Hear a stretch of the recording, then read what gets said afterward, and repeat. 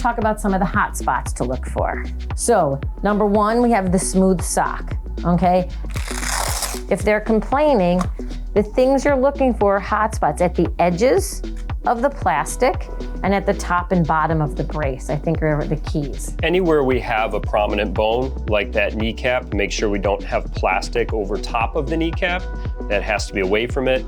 The condyle bones of the knee are a spot, and also the ankle bones. Those are a few spots to look at first. The nice thing about this brace is the plastic that it's made from is very flexible. So we can go ahead, if we need to inspect the skin, we can just open the brace.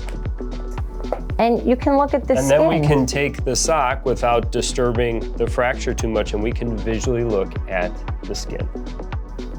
And some of the things you're looking for is you can see that these are covered, okay? See how there's little protect. You want to make sure those haven't fallen off or anything like that, causing any type of skin breakdown.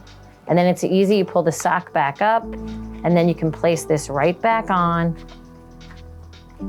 and tighten it back down. So there are ways to look and check the skin throughout the process as these kids are in this brace for approximately 6 weeks.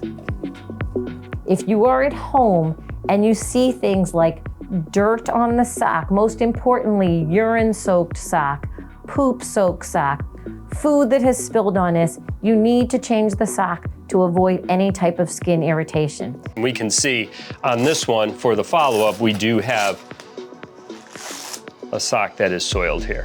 So we want to get this off. Also, if it smells, that's another clue that you need to change it. And you can see just once it gets all dirt down here, I mean, this will absolutely irritate your skin. And this is the benefit of the brace, that this can be changed.